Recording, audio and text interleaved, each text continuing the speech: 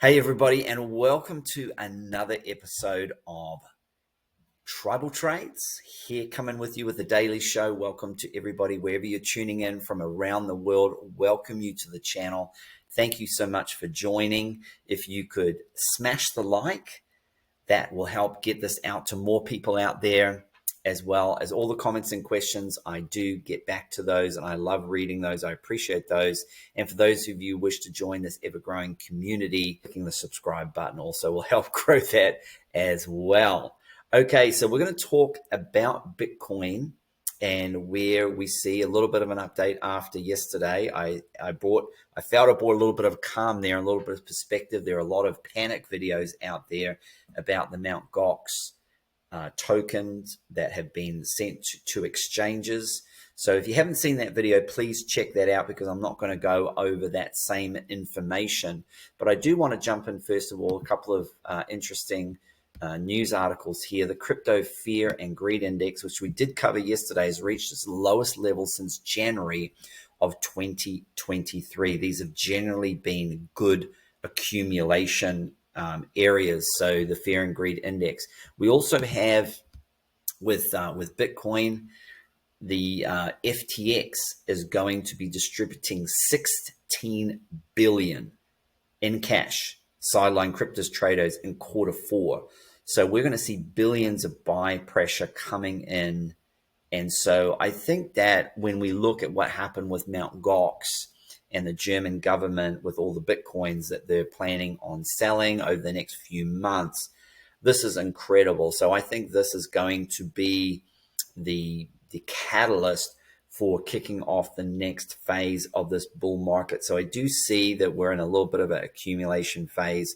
I do think, and we go a little bit lower, it's certainly possible, but I certainly think seeing the bigger picture is also very, very important, okay? And then, of course, we have here that Capital is talking about an accelerated cycle. And so in 2015-17, Bitcoin peaked 518 days after halving, 546 days after in the last cycle. And if history repeats, that would mean that Bitcoin would peak in mid-September, October. However, of course, we reached that all-time high before the halving. That's never happened before. And so we were an accelerated cycle by 260 days. However, thanks to the 3 months consolidation, this acceleration has drastically dropped. It's now approximately 150 days. So we're only accelerated by about 5 months. So if this was to play out as every other cycle, then we wouldn't see the Bitcoin top in September and October. We'd see it about 5 months earlier. However, this acceleration is slowing. And so I would expect the longer that we accumulate, the more we are going to move towards that September, October date. And you can see here that there is some, you can see what's happened in the past here and here as well. So that's some interesting things. So if we go to the Bitcoin charts, and we're going to jump into the charts here, we see Bitcoin on the daily. The bullish divergence is still in play, okay? So that's positive. There is also now bullish divergence on the 4 hour. You can see this is left over from the daily. We can move it here. We have lower price, but yeah, you can see here that we have a higher on the RSI. We can move that down like this, and you can see how that sits there. So we have bullish divergence on the daily and on the 4 hour. So yeah, I believe that this is dollar cost average buying opportunities. I bought some yesterday. I'm accumulating a new coin, which I'm going to share in a video either later today or tomorrow. So make sure that you check that out. So let's also look at a few other things regarding Bitcoin. So where do we see price heading?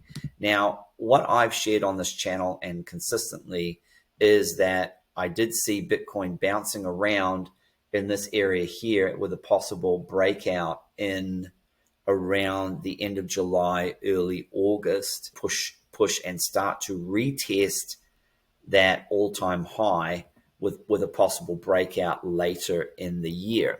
So I'm still sticking to that for now.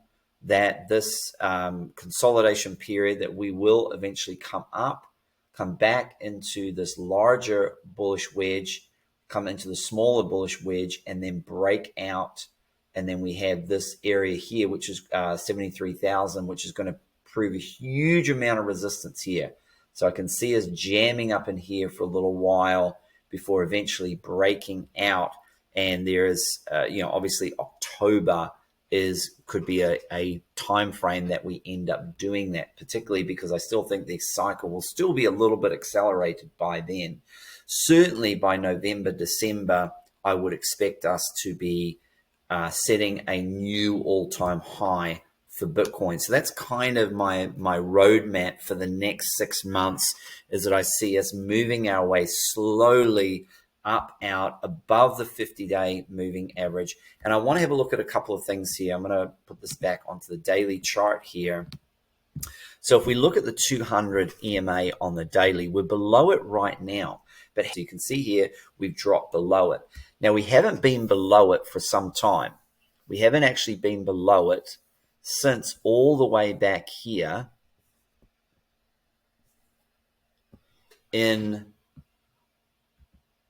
from August. We dropped below it, and then we broke back above it in September, came back tested, whipped kind of below it a little bit, and then we're off to the races in October. So we only spent from August to October, August, September, October, about 3 months below here.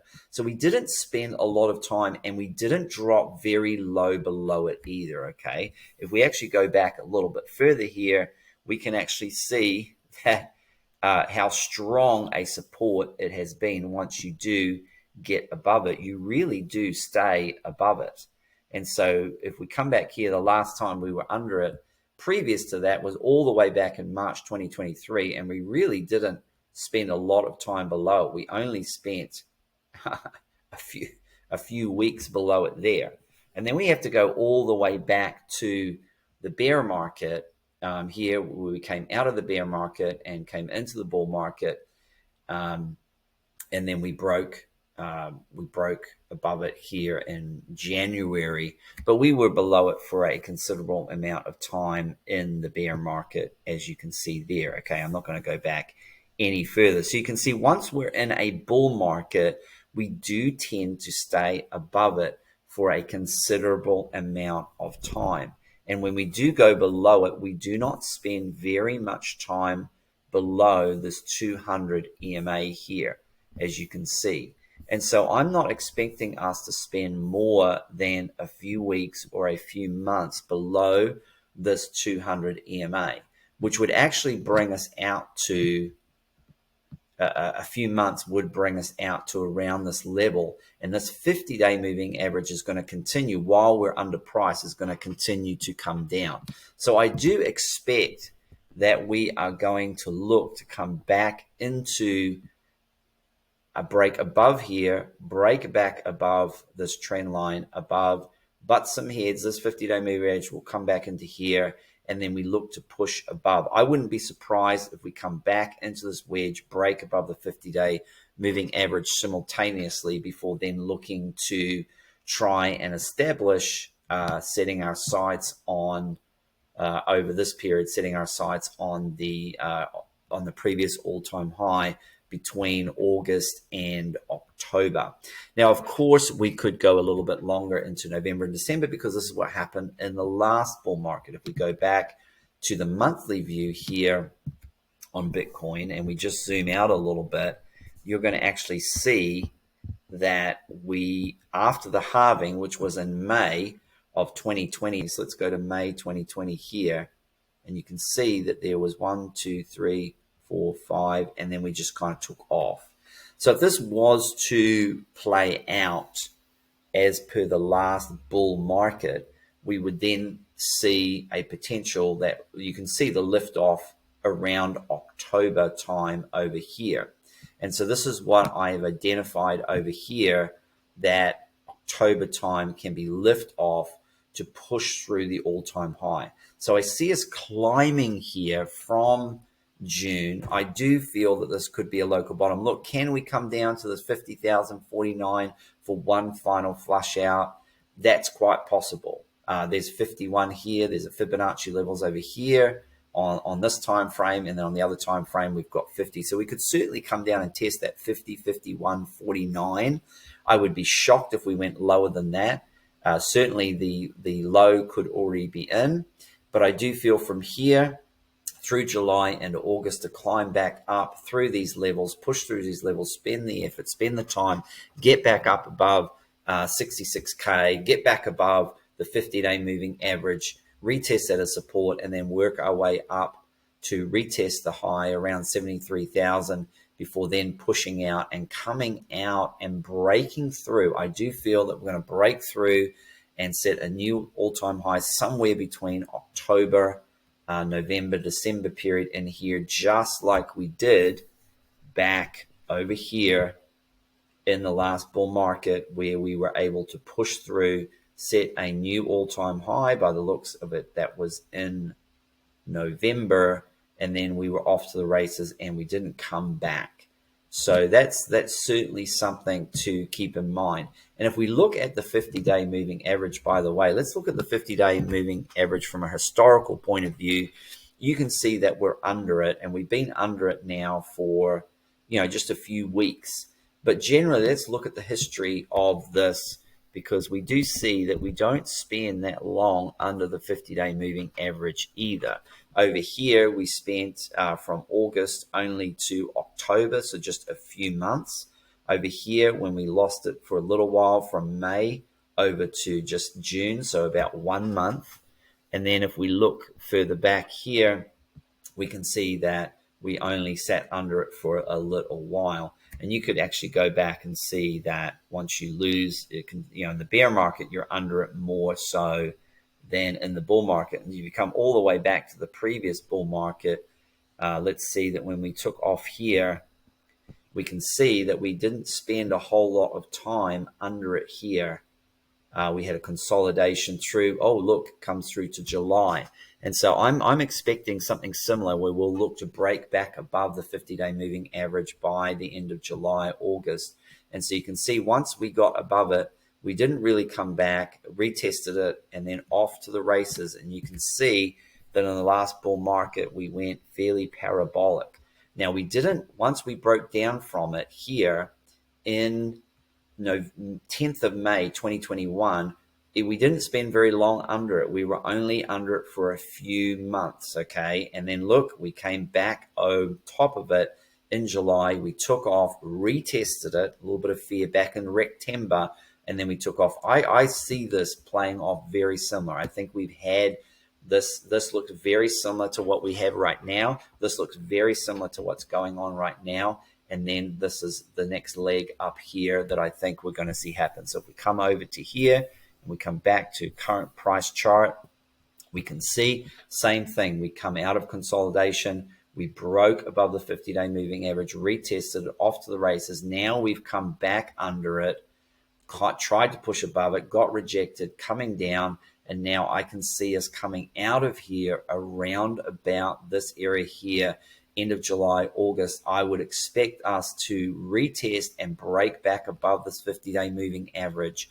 And then from there, continue on and up through. We've got this other wedge pattern here that will come in around October. This would line up exactly with the last cycle, where we start to come out of and start to look to break that previous all-time high around October, November, December. What does this mean for alts? This is a great question. What does this mean? What does this mean for the altcoins? This means the altcoins can front run this market. We saw Solana, Render, and Injective. Those are three that I'm watching closely, by the way, that front run the last pump that we had for altcoins. And these, once they start to move, particularly Solana has been a front runner in this market. I'm going to be watching Solana in particular to see when that takes off and how that goes. And we could certainly see some altcoins front run Bitcoin, get back above the 50-day moving average sooner, get back above the 200 EMA on the daily sooner, and then take off and breach and make new all-time highs before Bitcoin makes a new all-time high, which I figure are going to be around October, November, December time at the end of this year. That being the case, that would mean at that point, we'll see if we're still in an accelerated cycle, whether we'll top out in April, May of 2025, or whether we'll see it through to September, October, November. Remember that FTX money is going to be coming into the market, $16 billion of liquidity, because right now there are too many coins and not enough liquidity. And this is where you're just seeing coin liquidity move from coin to coin. It's musical chairs right now, and it's about being in the right altcoins at the right time. So I will be releasing a video soon showing which 12 altcoins I've identified that are strong against Bitcoin, and that I am rotating some of my weaker altcoins into, because I believe these are going to front run the market, and they have been the market leaders in this Bitcoin cycle. All right, I'm going to leave it there. As always, thank you for joining, and until the next video, the next episode, happy trading.